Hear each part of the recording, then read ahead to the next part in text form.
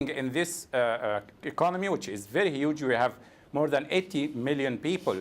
And actually, you have to give some encourage to medium and small businesses to flourish the economy and absorb a lot of people to work in these sectors. Magdi Sobi in Cairo, thank you for talking to us. Now let's return to Libya and the problems there, because on top of all the violence and organisational problems that people are having, there's another one, and it's the weather. Steph Golter is here. That's right. Normally, along the north coast of Africa, you imagine the sunshine, and this time of year, the temperatures are really quite nice as well. But the weather isn't always in the favour of the people living there. So what often happens is we have little storms across the Mediterranean that just dip down that little bit further. So it's gathering strength, the next area of low pressure, and it is going to dig down. I think Monday, we're going to see lots of heavy rain over parts of Algeria and Tunisia, and possibly just squeezing across the border into Libya as well. So particularly over the sea, it's going to be very windy and pretty stormy.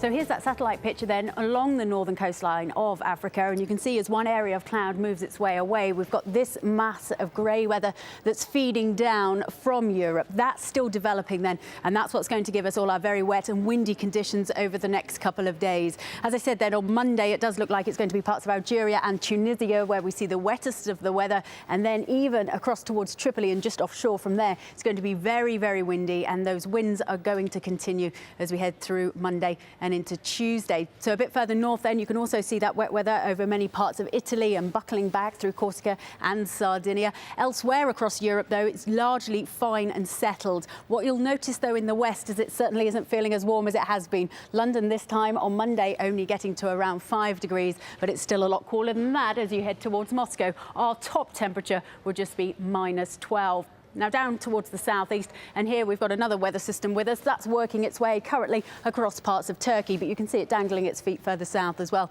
So many more of us along the eastern coast of the Mediterranean are going to see some pretty wet weather elsewhere, and it's largely fine and settled. A little bit of cloud, though, is hovering around here in Doha, and as you head further towards the east, it does turn wetter.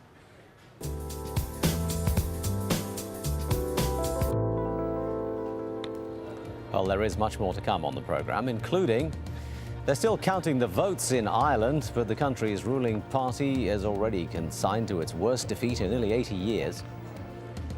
And the churchgoers in New Zealand hold Sunday services outside as aftershocks threaten to flatten their place of worship.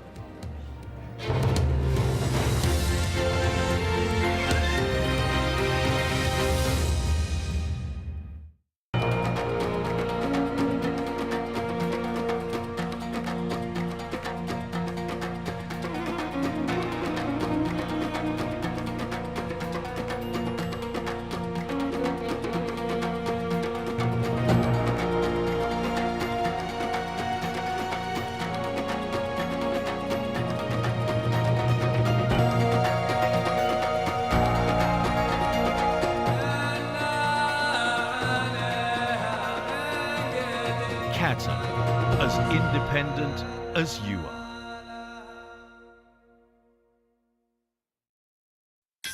If you're a Nokia user, you can download AlJazeera's news widget from Nokia's Ovi store. The news widget, available on compatible Nokia devices, gives users quick and easy access to real-time news updates from Al Jazeera English. See the world in real time. Al Jazeera Mobile.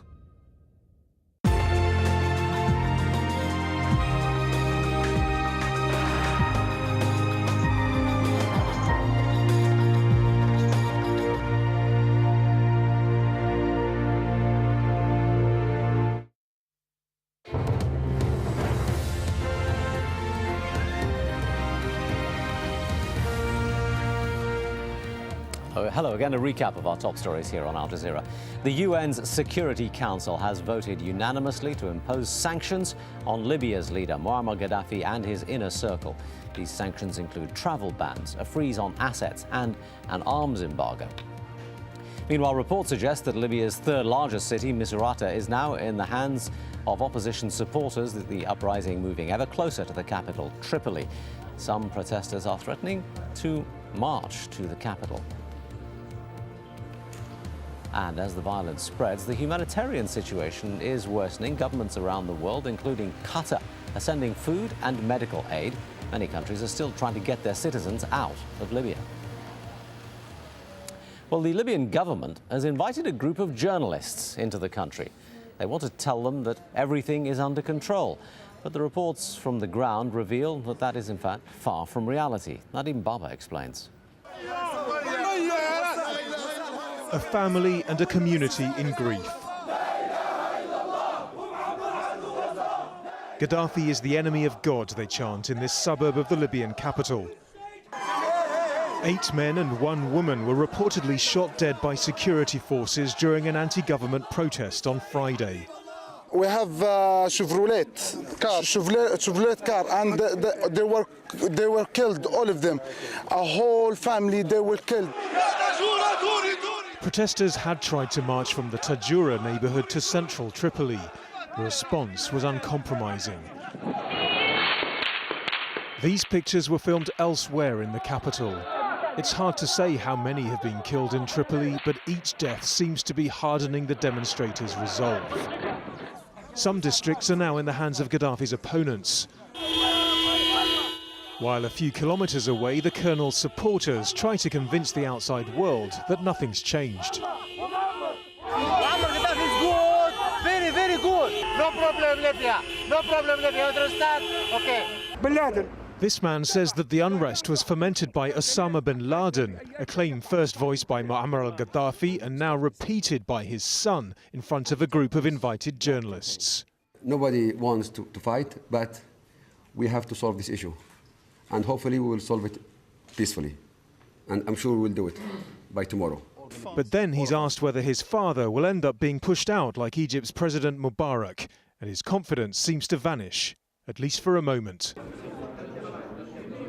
No. Nadim Baba, Al Jazeera. Now, authorities in Tunisia have ordered a temporary traffic ban in parts of the capital until midnight on Sunday. That move following the death of at least 3 protesters during clashes with police on Saturday. They were calling for changes to the interim government that is led by the Prime Minister Mohamed Ghannouchi. Now, Ghannouchi spoke exclusively to Al Jazeera following Saturday's clashes, and he told us the country is making progress towards democracy, and he asked that Tunisians should give him more time. At this moment in time, we are trying to do our duty. Next week is going to be a decisive week, decisive in showing the roadmap and for the coming period of time, and the Tunisian people will say their word in respect of the coming period of time and what will happen in it. So we are keen to achieve this. It is not about government resignation or not resignation. The way we look at it today, we have a historic opportunity in order to achieve aims that we were dreaming of when we were young people.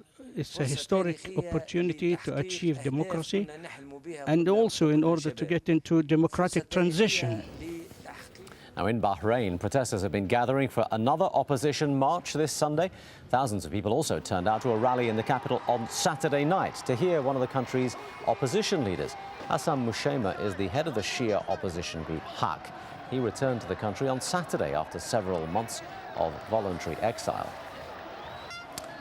Well, Abdul Nabi Al-Ekri is the chairman of the Bahrain Transparency Society. He joins me now live from the capital, Manama. Thank you for being with us today. The incidents of Saturday night, were they particularly significant, and was the return of this Shia cleric going to mean much?